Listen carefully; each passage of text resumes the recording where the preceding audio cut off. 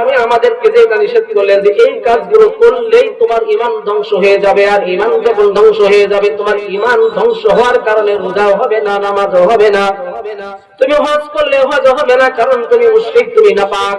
কোন নাপাকের দোয়া মালিকের দরবারে কবুল হয়? এই জন্য ঈমান ধ্বংস বিধ্বস্ত যেগুলো করে দিচ্ছে, শুধু ঈমানকে হেফাজত করেন, যদি করেন লাভ কি? এটাও বুখারীর হাদিস। আল্লাহ রাসূল সাল্লাল্লাহু আলাইহি সাল্লাম বলেন, কোন ব্যক্তির মধ্যে যদি সরিষা পরিমাণ, যাররা পরিমাণ ঈমান থাকে, ওই ব্যক্তি জান্নাতি হবে, জাহান্নাম থেকে মুক্তি পাবে।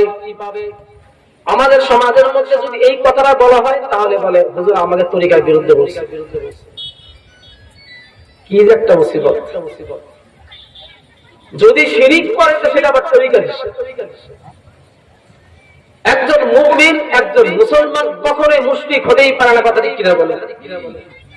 আপনি নববর্ষের নামে মঙ্গল শোভাযাত্রা করবেন, এটার বিরুদ্ধে হুজুররা বললে এতদিন তো অনেক জেল ফাঁসি দিচ্ছেন, এখন আর মনে সহজে পারবেন।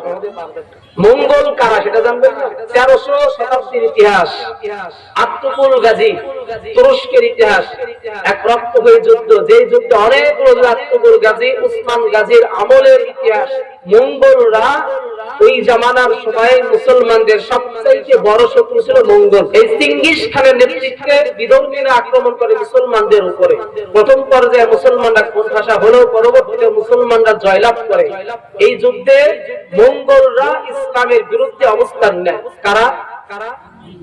আপনি নববর্ষের দিনে সেই মঙ্গল শোভাযাত্রা মনে রাখবেন, যখনই আপনি ওই মঙ্গল শোভাযাত্রার মধ্যে গুটি গুটি পায়ে এগিয়ে যাচ্ছেন, সামনে গণেশের ছবি। আমি হিন্দু ভাইদের ছোট করছি না, আপনি মূর্তি পূজা করবেন, আপনার ধর্মে আছে, আপনি করবেন, আমার কোনো সে নাই। ধর্ম নিয়ে কোনো বাড়াবাড়ি নাই। আপনার ধর্ম আপনার কাছে ভালো, লাকুম দীনুকুম ওয়ালিয়া দীন, আমার ধর্ম আমার কাছে ভালো, যার ধর্ম সে করবে, আমার নিষেধ নাই। কিন্তু আমি আমার মুসলমানদের বোঝানোর জন্য বলছি, ভাইয়েরা আমার, এই যে নববর্ষের নামে মঙ্গল শোভাযাত্রা, যদি সামনে গণেশের ছবি, সামনে মূর্তির ছবি, বড় বড় দেবতাদের ছবি নিয়ে যখন মঙ্গল শোভাযাত্রাই করা হয়, ওই মঙ্গল শোভাযাত্রায় যখন মুসলমান অ্যাটেন্ড করে, নতুন করে কালেমা পড়ে মুসলমান হওয়া লাগবে, ঠিক কিনা? যদি আপনি আমার হাদিস যেটা আমি আগে ডকুমেন্টস গুলো দিলাম, যদি আপনি মানেন, আপনি মুসলমান হয়েছেন। হ্যাঁ, নববর্ষের আরেকটা ইতিহাস আমাদের বাপ দাদারাই যেখানে যারা বসে আছে এরা ভালো জানে, এটাতে তো নিষেধ নেই। আপনি বার্ষিক হিসাব নিকাশ করবেন, বাড়িতে 1 কেজি মিষ্টি নিয়ে আসছেন, 5 কেজি দাম দিয়েছে, এরকম আগে একটা ইতিহাস ছিল। আমরা তো ওইভাবে চোখে দেখি নাই, যতটুকু দেখছি আমার নানা দাদাদের থেকে, যে ইলিশ মাছ নিয়ে আসছে, তাই না, তারপরে গরু গোস্তান, এরকম ওই নববর্ষের দিন তারা হালখাতা করতো, জিনিসপাতি বিক্রি করে খুশি হয়েছে, আজকে 1 লাখ টাকা লাভ হয়েছে। এটা আমি নিষেধ করছি না, আপনি বাঙালি ঐতিহ্য মানতেছেন, সভ্যতা অসভ্যতার একটা বিষয় আছে, কিন্তু এখন কি সভ্য না অসভ্য হচ্ছে? আপনি কি অসভ্য মানবেন না সভ্য মানবেন? আপনি একটু পরেই বলবেন যে এতদিন হুজুর ভালোই মিটে মিটে ওয়াজ করতে, আজকে একটু কঠিন কঠিন কথা বলছে, হুজুর ভালো না। কারণ সত্য হলো তিতো, তিতা লাগে, তিতা। সত্য কি লাগে? তিতা লাগে। তিতা হইলে একটু শুনে যান, ইনশাআল্লাহ কাজে দেবে। মঙ্গল শোভাযাত্রা হলো শিরিক। এটার নাম কি? যাবেন নাকি যাবেন না? কারা কারা যাবেন না? হাত তালা দেখান, হাত নামান, আলহামদুলিল্লাহ। ব্যাস, এটাই দেই। আগেই বলছি এত লোক লাগে না তো, এত মাইকও লাগে না তো। আজহারি ভাইয়ের একটা বয়ান আমি শুনছি, খুব ভালো লাগছে, যে কয়টা লোক ওই কয়জনের জন্য মাইক দেন, তাহলে 2টা দেন। খামোখার টাকা দিয়ে ভাড়া করে নিয়ে এসে বাড়ি এসে ওয়াজ সন্ধ্যার ওয়াজ আসবে না, তার থেকে এখানে 2টা মাইক দেন, বলতে হুজুর করুক আর শ্রোতারা শোনে। এত লোক দেখানো আমার দরকার। 100 লোকের মধ্যে একজন লোক হেদায়েত, 100 জনের সমস্যা কি আছে? হয় না? সাজুগুজু করেন বিয়ে বাড়িতে, সাজুগুজু স্বামীর জন্য হয় না, সিরা তেনা যত কিছু আছে স্বামীর জন্য করে বেড়ায়, এই জন্য স্বামী পরকীয়া করে বেড়ায়। এই মাহফিলে আসার মাহফিলটা মাইন্ড করবেন না, ডোন্ট মাইন্ড। আমার একটা মাহফিল বন্ধ হয়ে গেছিল, মা বোনদের পর্দার ওয়াজ করতে যায়, বেশি দূরের কথা না, অনেকেই এই ঘটনা জানে। মা বোনদের পর্দার কথা বলতে গিয়ে আমি এই কথাটা আল্লাহ রাসূলের শিখানো বলেছিলাম যে ইবলিসের প্রধান কাজ হচ্ছে মানুষকে উলঙ্গ করা। ইবলিসের প্রধান কাজ হচ্ছে মানুষকে উলঙ্গ করা। কিভাবে? আদমকে প্রথম টার্গেট করেছিল ইবলিস। ওয়াস্তাকবারা ওয়া কানা মিনাল কাফিরিন। যখন সে ইবলিস জান্নাত থেকে বের হয়ে গেলে, তার প্রধান টার্গেট হলো আদমের কাপড় খুলতে হবে। আদমের কাপড় গায়ে রাখা যাবে না, আদমকে কৌশলগতভাবে গন্ধম খাওয়াইতে হবে। আল্লাহ তাআলা বললেন লা তাকরাবা হাযিহি শাজারাতা ফাতাকুনা মিনাল যালিমিন।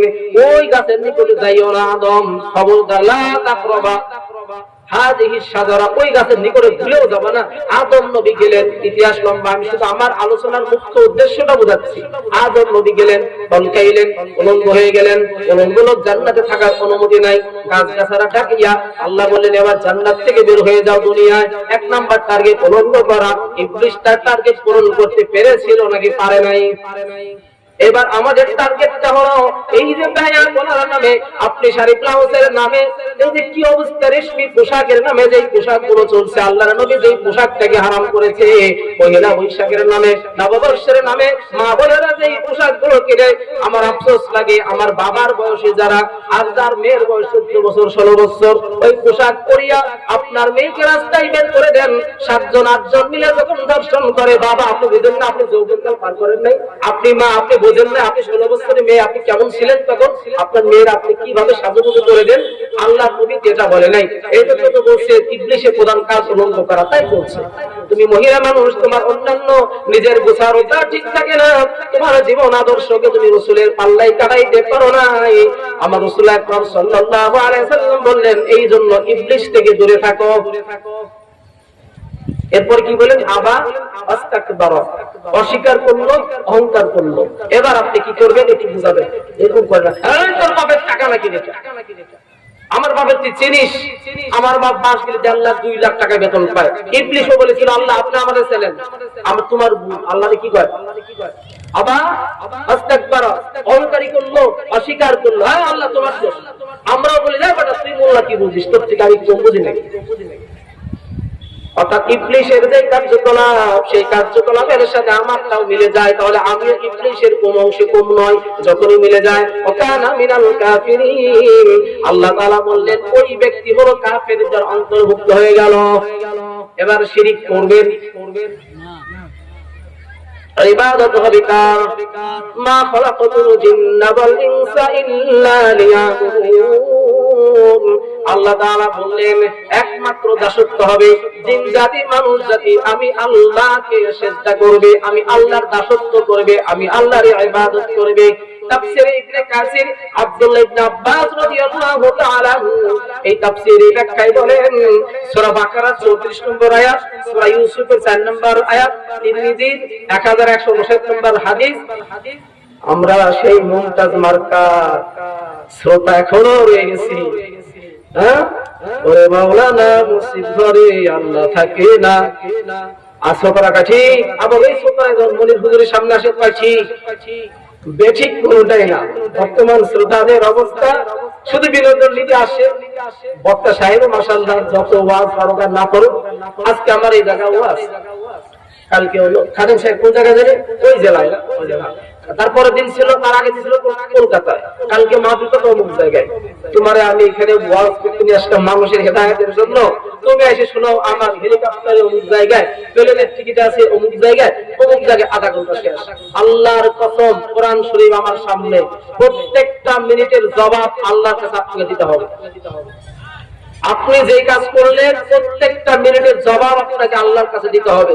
আপনি 10 মিনিট যদি অপচয় নষ্ট করেন, কোরআন হাদিসের বাইরে কথা বলতে পারবেন না, ওয়াজের দাওয়াত আপনি অ্যাকসেপ্ট করবেন না। কোন বক্তার 50,000 বাজেট, কোন বক্তা হেলিকপ্টার হুজুর, কোন বক্তা মাদ্রাসায় পড়ুক না পড়ুক নাম দিয়েছেন অন্ধ বক্তা, নাম দিয়েছেন 22 ইঞ্চি বক্তা, নাম দিয়েছেন শিশু বক্তা। আরে ভাই, আপনার এই নাম দেখে মাহফিল করে লাভ থেকে আমাদের বোঝা। আপনি একজন আলেমকে দাওয়াত দেন, কণ্ঠ ভালো হওয়ার দরকার নাই, 50 জন হোক, 100 জন তার কথা শুনুক, একজন আলেমের মুখ থেকে কথা শুনুক, হেদায়েত আসবে। আর যখন গোল আলো মার্কা বক্তাদের দাওয়াত দিবেন, আপনি যখন বক্তাদের এই অবস্থা নিয়ে দাওয়াত দিবেন, ভাইরাল, শুধু ভাইরালকে, আরে ভাই ভাইরাল তো যে কোনো কায়দায় একজন একজন হয়ে যায়, আপনি তারই দাওয়াত দিতে হবে। ভাইরাল নয়, আপনি বড় মানুষ খুঁজেন। ভাইরাল তো চুরি করলেও হওয়া যায়, আপনি ভালো মানুষ খুঁজেন, ভালো আলেমকে দাওয়াত দেন। ইয়া বুনাইয়া লা তুশরিক বিল্লাহি আহাদা ইন্নাশ শিরকা লাযুলমুন আযীম। আল্লাহ রাব্বুল আলামিন বললেন, লুকমান হাকিম যখন তার সন্তানকে বললেন ইয়া বুনাইয়া লা তুশরিক বিল্লাহ, একটা বাবা তার সন্তানকে হুকুম দিচ্ছেন, অনুরোধ করছেন, ওয়াজ দিচ্ছেন কি ইয়া বুনাইয়া, ইয়া হরফে নিদা, বুনাইয়া হে আমার সন্তান, আহ্বান করলেন ইলা, খবরদার করবে না, তুশরিক বিল্লাহ, আমার আল্লাহর সাথে কাউকে অংশীদারিত্ব করবে না, ইন্নাশ শিরকা লাযুলমুন আযীম। আল্লাহ তাআলা বললেন নিশ্চয়ই শিরিক হইল সবচাইতে বড় জুলুম। এখন আল্লাহর উপরে জুলুম করে আপনি টিকতে পারবেন? আল্লাহর উপরে জুলুম করে আমি টিকতে পারবো? তাহলে এই নববর্ষের পহেলা বৈশাখ 1 নাম্বার যাব না? রাজি আছেন? বলেন নববর্ষের পহেলা বৈশাখে শোভাযাত্রায় আমরা, তাহলে যদি যাই শিরকের মধ্যে আমরা পতিত হব, ইনশাআল্লাহ যাব না। 2 নাম্বার বলেছিলাম যদি আমি মানুষকে সিজদা করি তাহলে আমার মেয়ে আর ছেলেকে বিয়ে দিতে হবে, আপন ভাই বোন। পারবেন? যদি ওইটা আল্লাহর হুকুম হয়, যে আল্লাহ বললেন ওয়াইজ কুল্লা লিল মালাইকাতি ইসজুদু লি আদামা ফাসাদাতু ইল্লা ইবলিস, হে ইবলিস তুমি সিজদা করো নাই, বাকি সবাই সিজদা করছে, বিদায় সে কি হয়ে গেছে? কথা বলেন না। ফেরেশতারা সবাই সিজদা করছে, ফেরেশতারা সবাই সিজদা করছে, ইবলিস সিজদা করে নাই। ইবলিস কি হয়ে গেছে? কানা মিনাল, কথা কই এত ভুল করে আসছে বুঝতে পারছো না, কাফিরিন, কাফের হয়ে গেছে। এবার যদি আমি কাফের না হতে চাই তাহলে আমি ওই কাজটা করব না, ইনশাআল্লাহ। পারবো না?